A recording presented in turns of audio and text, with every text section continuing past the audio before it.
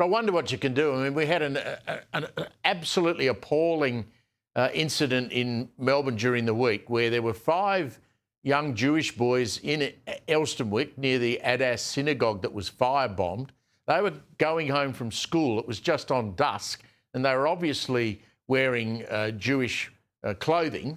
And 2 blokes in a white ute turned up, did a U-turn, almost ran one of these kids over, and they were shouting out Heil Hitler and doing Nazi salutes. I mean, how does a complicated piece of legislation passed in Canberra stop that happening? Well, I guess that'd be one of my points, Steve, in that we have plenty of laws in our statute books. I totally reject what happened in Canberra this week in terms of those new laws. They weren't needed, and indeed it's a really disturbing chapter in the life of this nation. I think it's a step on the way to tyranny. But just to properly answer your question, there are plenty of laws on the statute books. Just as when I was Premier and I had to go after bikie gangs, at the time we passed some fairly tough legislation, which did have sunset clauses, by the way. But, you know, as I've reflected in the 10 years since, that wasn't required. What was required to deal with bikie gangs was the same medicine that's required to deal with anti-Semitism and these sorts of ugly incidents, and that is political will. The political will to call it out in the beginning, the political will to kick the police up the backside and get them to do their job properly. And, you know, there have been so many moments in the last 2 and a bit years where police, you know, allowed protests to happen while, you know, arresting the lone Jewish person or person waving the Israeli flag. All that sort of stuff adds up, Steve. But if the police and the security services, ASIO example, for example, are doing their job properly, we will nip this in the bud. As a proud Australian and a proud Queenslander, what did you make of the sight of snipers on the roof of the Opera House last night? Gee, Steve, is this the way we're going to live going forward? I really, really hope not. Yep. And I want to say this evening that, again, my view about what happened at Bondi, the atmosphere, the environment was created by the inaction of federal and state leaders over a 2-year period. That's very clear to me. But I'm going to say this evening that one of the reasons we've seen this political response from the government and the laws passed is more about protecting those who didn't perform and deal with it. It's like, why did those guys get their hands on guns, even though, you know, one of them was on a watch list? I mean, I could go on. You know, the police and people in ASIO need to do a better job, and that's what I'd be pushing if I was in politics and in government right now. Campbell, I bumped into a former, and I won't name him, senior federal Liberal last week. It might have been the week before. And he said to, we were talking about the Liberal leadership, and I raised the name of Josh Frydenberg, and this senior Liberal, and your head's going to swell here, said to me, I think Josh may have just had his Campbell Newman moment, obviously referring to the fact that you were made leader before you had a seat. So I said, I hope so, because, I mean, when you look at the way Josh Frydenberg handled himself post the Bondi terror attack and even during the anti-Semitism problems the country was dealing with when he did the documentary for Sky, that's the sort of leader we need, surely, in Canberra, in charge of the Liberals. Well, I think he certainly has the force of personality and the character and the standing to do that. That's a matter for the Liberal Party. But one of the big tests I would be putting forward for him is, can he appreciate that what the National Party did the other day, I'm not talking about, you know, bailing out of the coalition agreement and calling on Lee to go. That's not appropriate in my opinion. But what they felt they had to do, and I support, which was to vote against this odious legislation.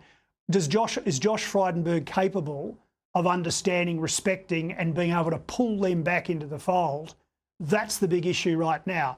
I would hope that he is. And I think, you know, of all the people out there, he could do it.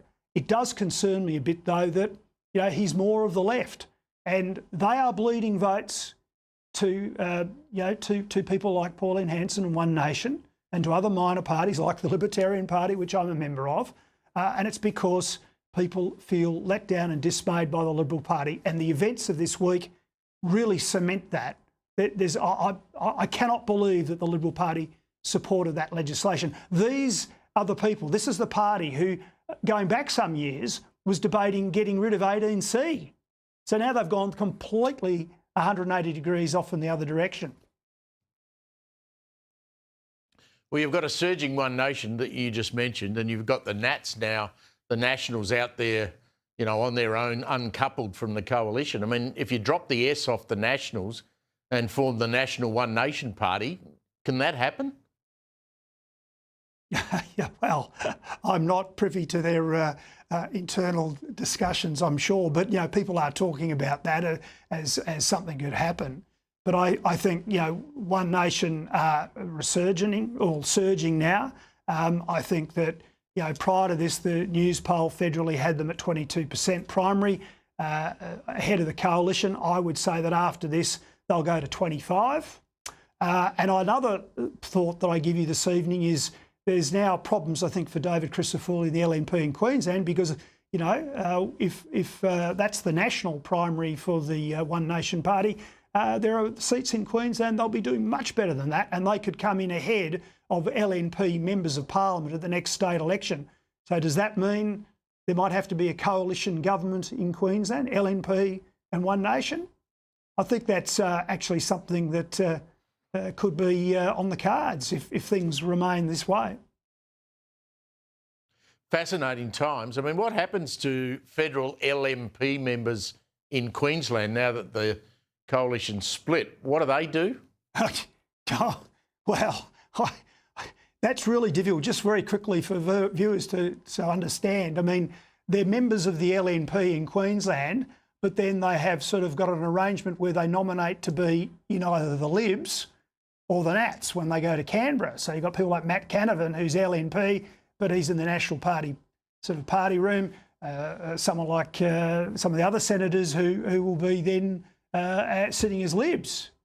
So, you know, it comes home to roost in Queensland. How are they going to sit side by side at the next state conference? The LNP has been a successful sort of wedding, political terms here in Queensland, but can it be sustained going forward after what's just happened? Just briefly, in the last 10 seconds we got, what did you make of the uncoupling of the gun laws and what's going to happen with gun laws in the country? Because there's a number of states that just simply don't agree with it. Well, I don't agree with it. I think it's outrageous what's going on.